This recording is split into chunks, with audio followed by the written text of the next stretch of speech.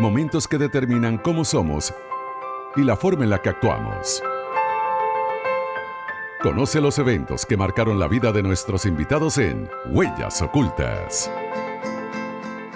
Bueno, hoy en nuestra sección Huellas Ocultas tengo la oportunidad de conversar con Luis Sojo, exjugador de béisbol venezolano, el único con 5 títulos de bateo en la Liga de Béisbol Profesional de Venezuela y 4 anillos de Serie Mundial con los Yankees. Y hoy quise entrevistarlo de una forma distinta, ¿no? Más allá de lo que ha sido pues todos sus logros profesionales, son aquellos momentos que definitivamente, que son varios, han marcado y han dejado huella en su vida personal y profesional. Buenos días y bienvenido, Luis. Qué gusto conversar contigo esta mañana, además en el contexto del inicio de los Juegos de la Serie Mundial. Muy buenos días, Chile. Gusto estar contigo nuevamente. Para mí es un placer estar en tu programa. Igualmente para mí. Oye, Luis, vamos a hablar de esta primera huella, ¿no? Lo importante de firmar, ¿no? Mira cómo lo destacas, ¿no? Cuéntame cómo llegó, cómo cambió eso tu vida, cómo era tu vida antes de ser Luis Sojo, el pelotero profesional, qué hacías y cómo eso te cambió la vida. Bueno, mira, fue algo que yo no me lo esperaba porque nunca tuve en la mente firmar como pelotero profesional, ¿no? Sin embargo, eh, cuando pasan los años y tú sigues jugando tu béisbol de chamo, de adolescente, la gente empieza a decir como que, mira, tú tienes oportunidad de firmar y todo este tipo de cosas, ¿no? Entonces, bueno, uno empieza como a creerse que sí puede. Y obviamente allá en Petare, en la barriada donde me crié, mi papá, esos valores familiares de que los estudios era la prioridad y no el deporte, porque los padres siempre querían que uno fuera ingeniero, arquitecto, doctor, etcétera. Eh, pero bueno, yo tuve que enfrentar a mi papá y decirle que el béisbol me estaba como consumiendo el tiempo y que una de las cosas que yo quería hacer era eso. Y él obviamente se opuso y fueron momentos bastante críticos y fuertes en ese momento para mí. La relación con mi papá se deterioraron un poco, no de padre a hijo, sino en ese enfrentamiento Uh-huh. de que yo sí, tú no, que tú vas a estudiar y todo ese tipo de cosas. Y bueno, finalmente tuve que decirle que yo quería ir a jugar béisbol y que si no tenía el apoyo de mi papá, para mí no iba a lograr eso, ¿no? Y bueno, finalmente se dio, Hmm. pero pasaron 2 años muy... Yo dejé los estudios, cosa que no le recomiendo a nadie. A los chamos actualmente en las charlas que yo doy, le digo que los estudios es sumamente importante porque el béisbol puede ser transitorio, puede ser 2 años, como puede ser por 10, como puede ser Uh-huh. por 15. eh, y que, bueno, los estudios es para toda la vida. Sí. ¿Cuándo te diste cuenta tú, Luis, que haber dejado los estudios no fue la mejor decisión? ¿Y por qué te hago esta pregunta? Porque tú en el béisbol has sido exitoso, ¿no? Pero yo supongo Sí. que hay un momento en el que tú sentiste que te hacía falta esto que me estás comentando, el hecho de que, bueno, dejé los estudios. ¿Cuándo tomaste conciencia de eso? Bueno, mira, de arrepentirme como tal, no, Chile, pero sí te digo que de repente en la parte familiar, mis hermanos, yo soy el menor de 6 y todos se prepararon, todos fueron buenos estudiantes, pero en la parte era como esa satisfacción de darle a mis padres eso, ¿no? Obviamente el béisbol se olvidó todo eso, porque fui, como tú dices, un pelotero exitoso.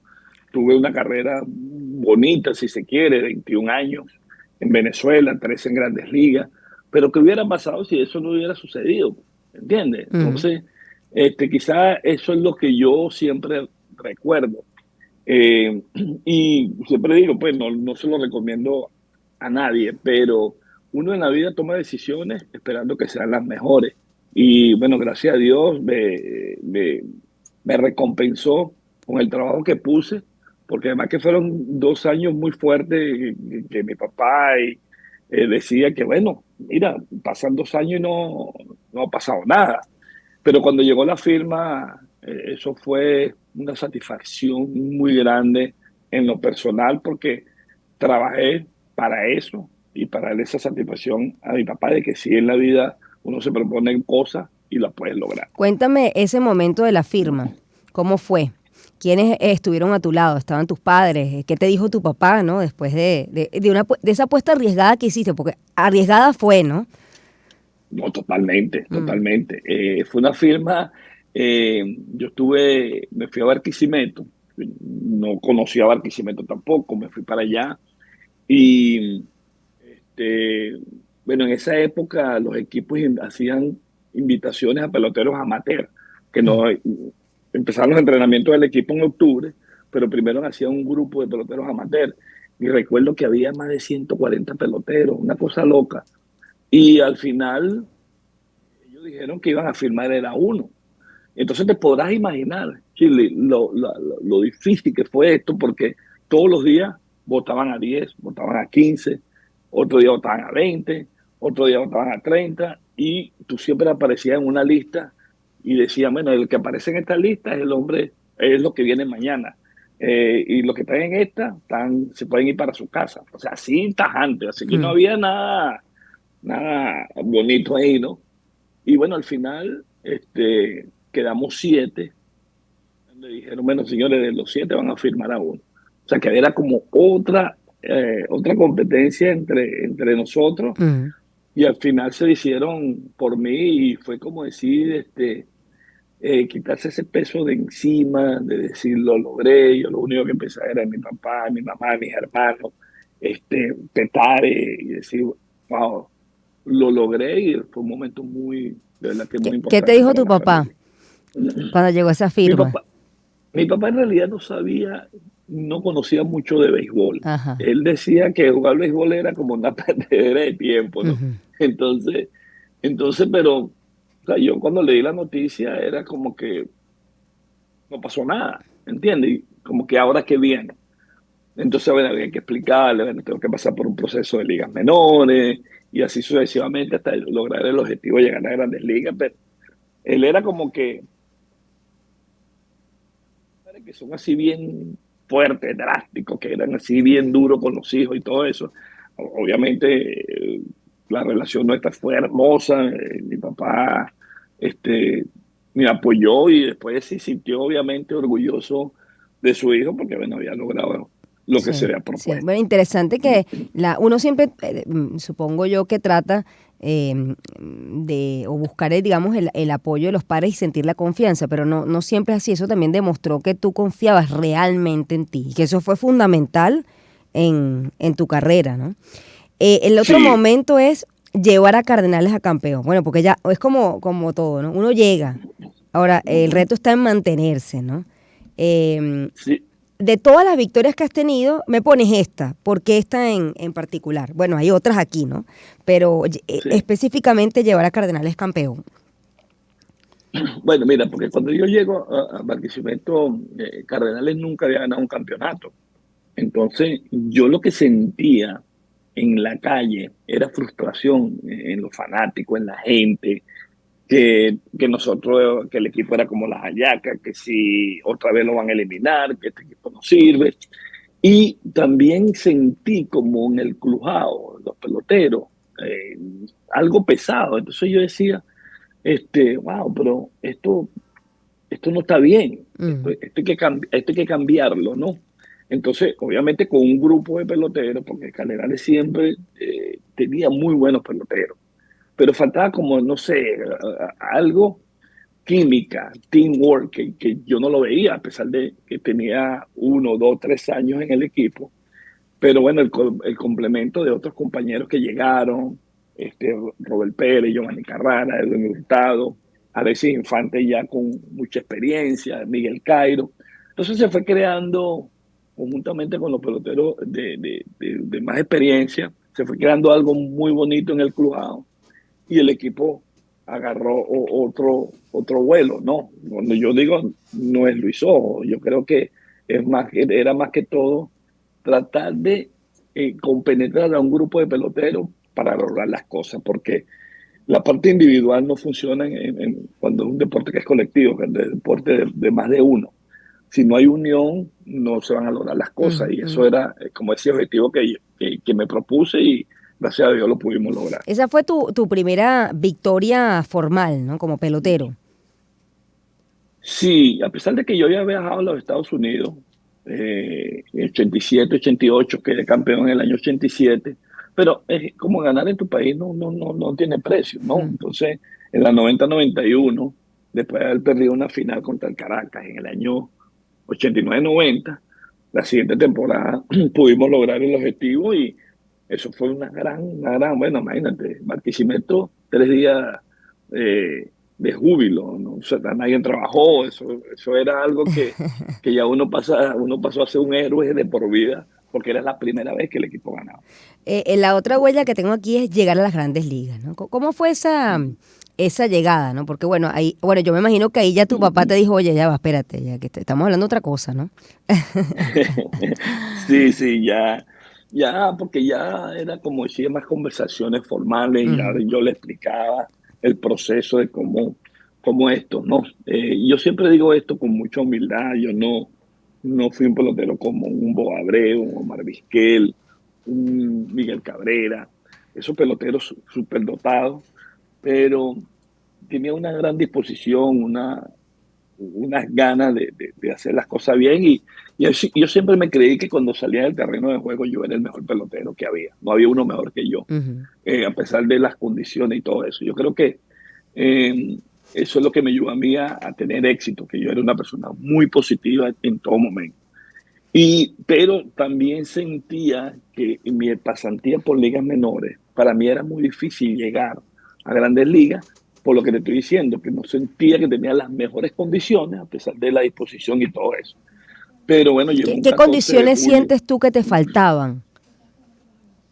Bueno, yo lo decía, no tenía fuerza, no corría bien para ser un pelotero delgado y posición del infield, y Ujú. eso siempre estuvo en contra de mí, ¿entiendes? Porque cuando tú eres infield o juegas en la parte de adelante del campo, siempre te escribían como que había que correr, tenía una gran habilidad para batear, eso sí, siempre la tuve, un buen contacto, y bueno, esa parte de saber manejar las situaciones en un momento determinado.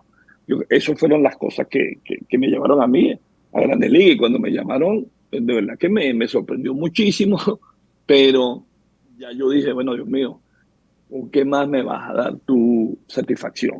Ya de aquí para adelante es ganancia, ¿no? Como decía yo, y de aquí vía nadie me saca. Y entonces, bueno, por eso que yo en mi libro siempre le puse el título de Yo mismo soy, porque yo nunca me doblegué ante nada. Yo siempre estuve para adelante, a pesar de que las críticas, de las cosas que la gente siempre te dicen que tú no puedes, y tú tienes que obviar todas esas palabras y seguir adelante. ¿Cómo recuerdas ese momento de la firma? Bueno, tú, imagínate, tienes 5 anillos de Serie Mundial con Ujú. los Yankees, ¿no? Eh, Sí. ¿Cómo No, fue, mira, cómo fue ese momento de la firma? ¿Cómo lo recuerdas? Eh, lo y, recuerdo. Yo creo que uno recuerda esas cosas cada vez que tú hablas de béisbol, ¿no? Porque es como decir una pregunta obligada cuando estás con tus amigos, con la familia, con sí. gente que estás conociendo y te dice, ¿cómo fue ese momento? Entonces eso nunca se le olvida porque fue un momento, ese llamado tú siempre como que estás esperando la llamada, ¿no? Ujú. Este, y ya estaba en AAA. AAA era un paso ya a Grandes Ligas, pero no era garantía de que tú ibas a subir. Entonces, cuando te llaman a la oficina en AAA es para darte una buena o una mala noticia. La mala es que te pueden votar, te pueden cambiar o te pueden llamar a las Grandes Ligas. Eso fue un 14 de julio a las 2 de la mañana. Estaba agarrando yo un autobús o un carro para el aeropuerto porque iba para California. El vuelo era a las 6 de la mañana. Entonces, yo lo que siempre pensaba era en mi familia. Yo siempre me fui a petar y yo siempre dije el sacrificio que pusieron mis padres, mis hermanos para que yo pudiera lograr mi objetivo en la vida. Siempre tuve ese apoyo de mi familia y todos mis logros siempre mi familia ha estado involucrada en los éxitos de Luis Ojo Y siempre va a ser así, hasta el último día de mi vida. Fíjate, cuando uno crece en un entorno donde hay precariedad, uno puede tomar varios caminos, ¿no? Tú decides qué camino eliges. ¿Por qué crees tú Correcto. que tú y tu familia tomaron el camino de, bueno, del estudio, en tu caso del deporte, y no otros caminos, en medio de la necesidad?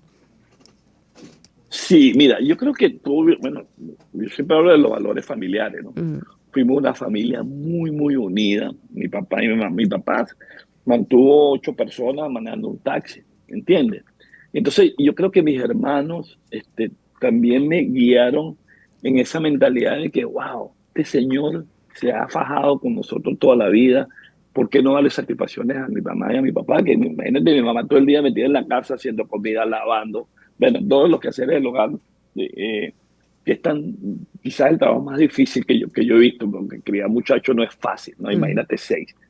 Entonces, yo siempre tuve una inquietud, y te lo digo honestamente, que era que yo decía, wow, mi papá se para a las 5 de la mañana, llega a las 5 de la tarde, todos los días con su carrito y comprando la comidita para que nosotros tengamos una buena educación, una buena alimentación y todo ese tipo de cosas, ¿no?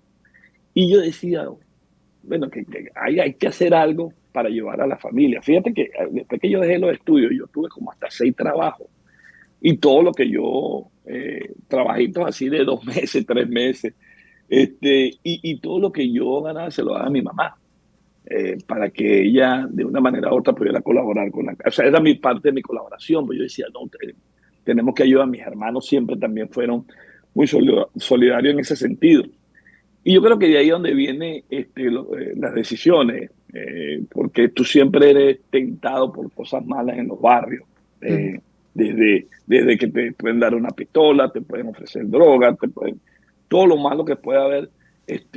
Pero cuando tú te pones y piensas y te vas al entorno familiar, a la casa, al sacrificio que hemos pasado como familia, todas esas cosas tú las tiras a un lado y sigues enfocado en lo que tú quieres lograr.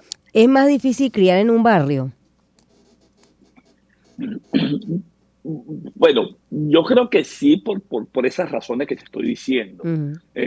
Porque todas esas cosas malas tú las puedes ver en cualquier tipo Sí. de entorno o No, de y en abundancia cultura también, sí. o en abundancia por donde lo veas. Yo creo que todo viene de la casa, de ese entorno, de ese cuartico, de esa salita, de ver televisión todos juntos, porque hay un solo televisor, del sacrificio que vive, de comerte no sé, un kilo de arroz entre 7 personas. Entonces, todo ese tipo de cosas es lo que te lleva a decir, no hay motivo para que tú hagas cosas malas, sino hay que hacer el bien para ayudar a tu familia. ¿Cuánto tiempo después dejó tu papá de manejar el taxi?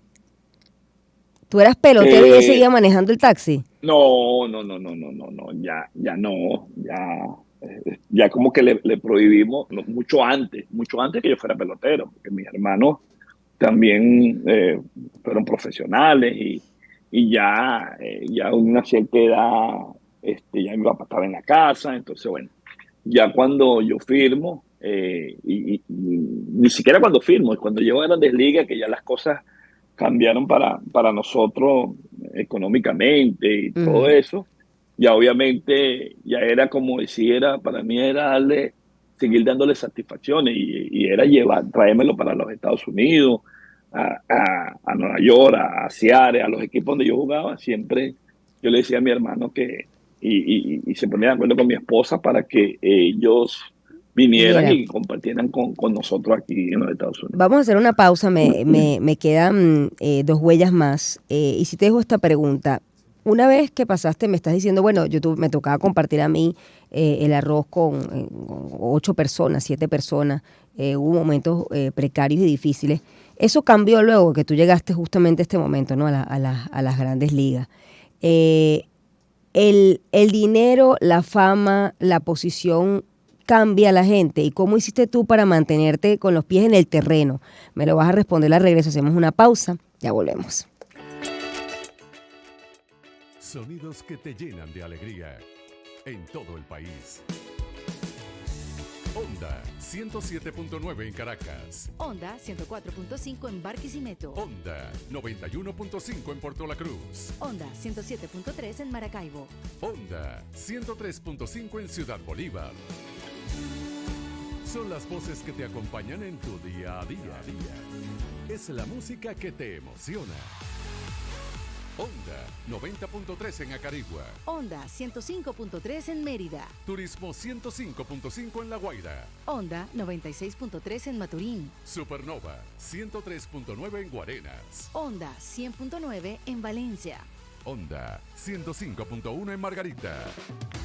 Al mejor estilo, Circuito Onda. Onda. La superestación. Hay momentos que marcan nuestras vidas. Momentos que determinan cómo somos y la forma en la que actuamos. Conoce los eventos que marcaron la vida de nuestros invitados en Huellas Ocultas. Bueno, hoy estoy conociendo las huellas ocultas, bueno, no tan ocultas, ¿no? Porque están allí, forman parte de la carrera de Luis Sojo, pero que definitivamente más allá del logro, de lo que haya trascendido a la prensa, es bueno, cómo lo vivió él, cómo lo vivió su familia, si eso lo transformó o no. Y en eso estamos, ¿no? En esta entrevista con Luis Sojo. Luis, fíjate que otra de las huellas es el hit Mil en Venezuela, pero antes de eso es un poco entender, luego de haber estado en un barrio, de pasar, digamos, en algunos momentos necesidades o de aprender, digamos, a compartir un plato de comida entre varios. Bueno, viene la época de las grandes ligas, de la abundancia, y un muchacho joven, ¿no? Que se enfrenta a eso, ¿no? ¿Cómo se vive y cómo se sale airoso, si es que se puede, de, bueno, algo que realmente transforma totalmente en la vida de un muchacho, como fue tu caso? Sí, yo creo que, bueno, mira, ya cuando tú llegas y entonces, como dices tú empiezas a ver la abundancia y todo ese tipo de cosas, lo que te da es tranquilidad. En mi caso, eh, yo siempre traté de ser el mismo Luis Ojo de toda la vida. Yo creo que yo nunca, si tuve un carro lujoso, de eso extravagante, por llamarlo de una manera, de que fue algo de que nunca me pasó por la mente. Porque yo dije, wow, pero si nosotros pasamos tanto trabajo, ahora que tengo, ¿por qué lo voy a gastar? Y no es que soy pichirre, ojo, no, soy mano suelta, pero yo dije, no, o sea, tú necesitas un carro para que te lleve y te traiga, ¿entiendes? Tú necesitas un carro de $200,000 cuando te puedes comprar un carro de $20,000, por llamarlo de una manera, y te va a hacer el mismo trabajo. Entonces, esas cosas, al pelotero, en realidad le ha afectado mentalmente, por llamarlo de una manera, porque hay muchos peloteros que ahorita yo estoy dando muchas charlas de motivación y yo le digo que lo primero que hacemos es, cuando agarramos el bono, es comprar un carro o una cadena de oro, pero no pensamos en comprar una casita, ¿entiendes? Yo recuerdo que el bono mío fue de $2,000 y en aquella época daban como 88,000 bolívares y yo gasté casi 70,000 bolívares en comprarle a mi mamá la lavadora, la cocina, una secadora, y a mi papá arreglar el techito de la casa porque se estaba cayendo la banda X. Y me quedé con 5,000 bolívares, pero yo fui la persona más feliz del mundo. Entonces, en ese sentido, cuando ya estoy en Grandes Ligas y todo ese tipo de cosas, yo siempre, lo único que me venía a la mente era ayudar al prójimo. Yo dije, hay mucha gente que quiere ser como Luis Ojo. Hay niños y entonces para mí era crear una escuela de igual menor, donde lo tuve por 17 años en Barquisimeto, tuve hasta más de 500 niños ahí, crear mi propia fundación, la Fundación Luis Ojo, que el año pasado la relanzamos nuevamente en Venezuela y había un apoyo total. Entonces, yo veo más allá de decir, yo soy famoso y yo puedo tener dinero, y yo voy a Venezuela y lo primero que hago es ir a Petare, a jugar basquetbol con mis amigos, a compartir con la gente. Y entonces eso a mí me nutre, me llena mucho, ¿no? Entonces, yo pienso que el dinero te da tranquilidad, pero a veces ni felicidad te da. Entonces, yo creo que uno no debe cambiar su esencia y acordarse siempre de dónde viene y mantener la humildad en todo momento. Sí, si uno sabe dónde viene, sabe hacia dónde va, ¿no? Con los pasos firmes. El Hit 1000 en Venezuela es otro de tus huellas, ¿no? Hablemos de ese momento y cómo te marcó. Mira, me marcó muchísimo porque cuando yo siempre le dije, y lo conocí personalmente, Osvaldo Olivares, pelotero famoso de los Navegantes del Magallanes, él conectó 975 hits. O sea, solamente le faltaban 25 hits para llegar a 1000. Y en aquella época habían 4 peloteros en la historia del béisbol venezolano eh, que llevaban 1000 hits o que habían dado 1000 hits en su carrera. Víctor Davalillo, Camaleón García, César Tobar. Entonces, Osvaldo Olivares se retira o lo retiraron, porque cuando tú llegas ya a una cierta edad y no estás produciendo como antes, cuando tenías 25, 20 años, ya cuando tú llegas a una cierta edad te empiezan como a apartar. Uh-huh. No le dieron la oportunidad, pero 25 kilos lo podía haber dado. Y yo dije, fíjate, yo estaba comenzando quizás en mi carrera y yo dije, si algún día a mí me toca esa oportunidad, bueno, a mí hasta con silla de ruedas, lo voy a dar. Yo mismo soy. Yo mismo soy, sí, sí. Cuando yo llegué a 500 hits, yo empecé a pensar, valga la redundancia, en dar 1000 hits. Y entonces, obviamente, porque estaba jugando en Grandes Ligas, siempre llegaba tarde en Venezuela, pero me iba acercando. Ya cuando llegué a 900, yo dije, bueno, aquí no me para nadie. Y sin embargo, en el último año, la gerencia no creía en que ya yo podía ser el mismo pelotero de antes, o que podía producir para el equipo. Uh-huh.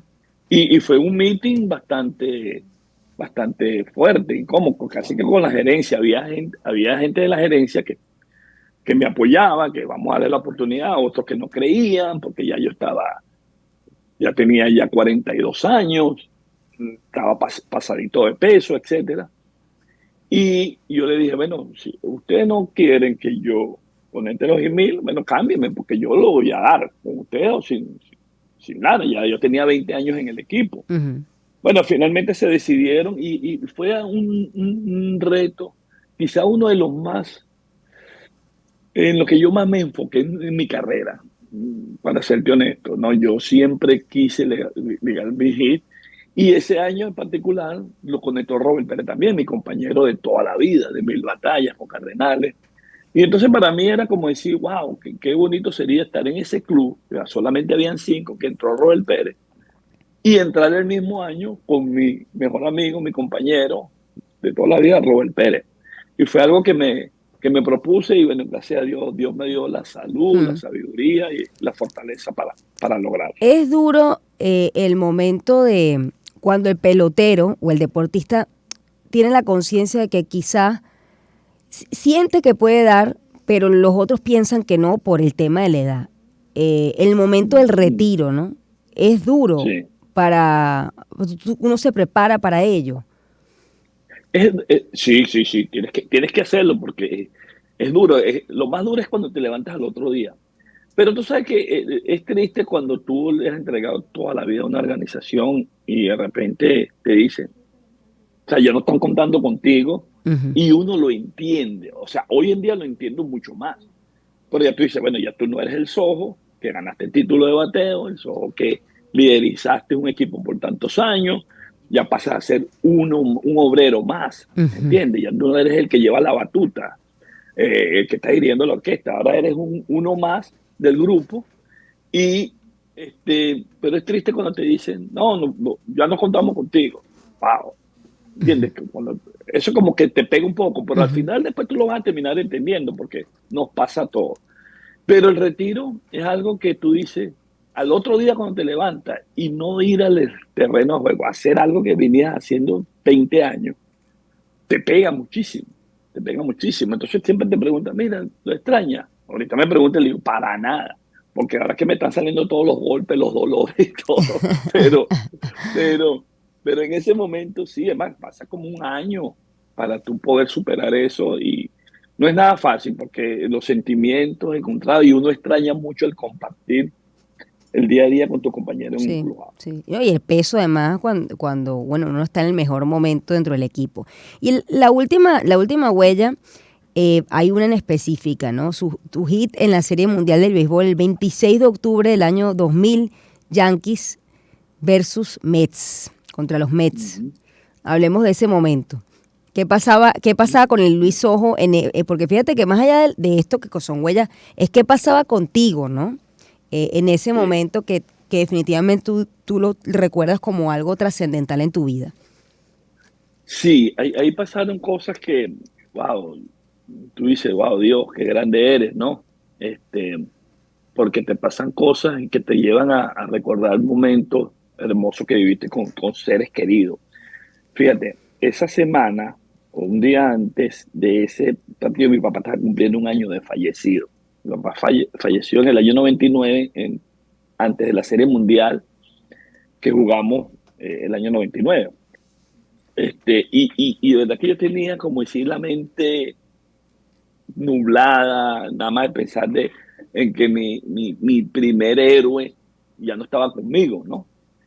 Entonces, era como que sentimientos encontrados. Ahí estaba un sobrino, Hernancito, que es el hijo mayor de mi hermano, que estaba cumpliendo años ese 26 de octubre, que ya no está con nosotros tampoco. Entonces, o sea, esos momentos, yo digo, wow, Dios lo hace por un propósito, ¿no?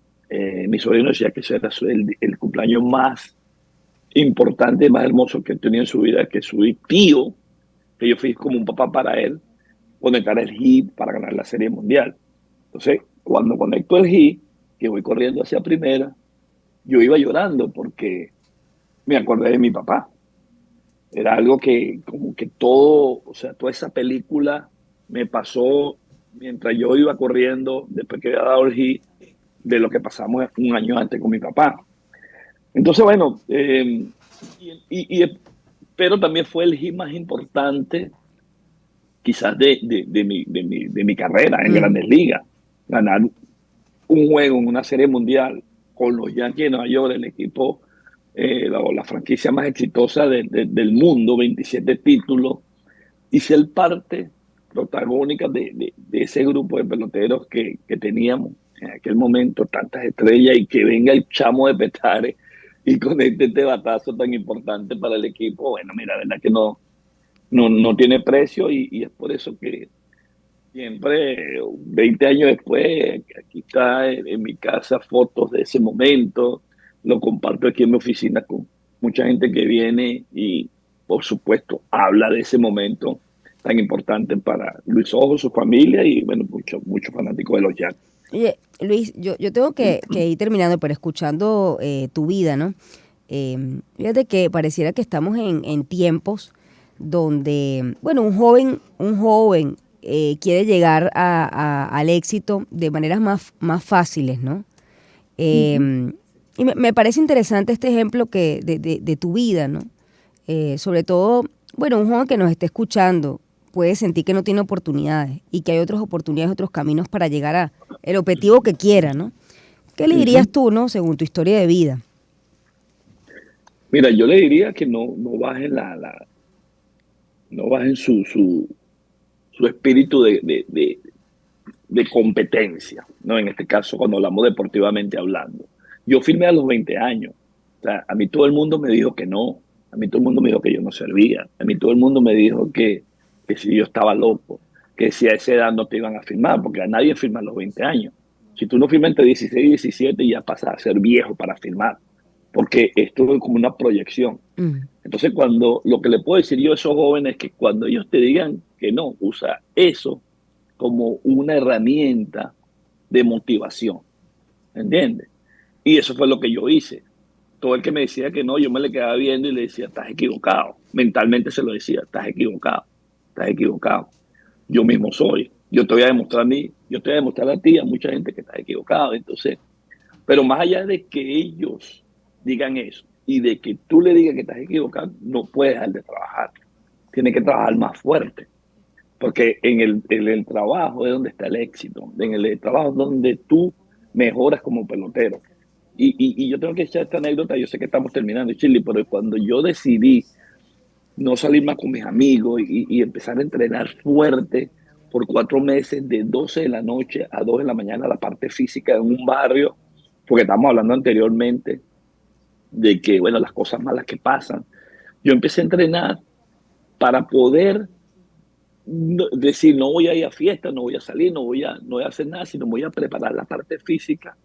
Y en esos 4 meses mi juego se elevó de una manera impresionante, que ahí fue donde vino la firma. Pero yo tuve que tomar esa decisión, yo tuve que arriesgar algo para lograr mi objetivo. Y bueno, gracias a Dios las cosas salieron bien. Bueno, el mismo es. Te agradezco mucho, Luis. Qué maravillosa entrevista nos has dado en esta sección Huellas Ocultas. Espero pronto tenerte aquí en Venezuela. Me encantaría tenerte aquí en cabina. Y bueno, sé que pronto eso se dará. Te agradezco mucho que hayas compartido este momento tan hermoso, y además recomendar a la gente que lea tu libro, que realmente es maravilloso. Y bueno, es un poco más extendido estos momentos que hemos hablado y lo que ha sido definitivamente la vida de Luis Sojo. Gracias, Luis. Ha sido mi invitado. Vamos a hacer una pausa. Ya volvemos.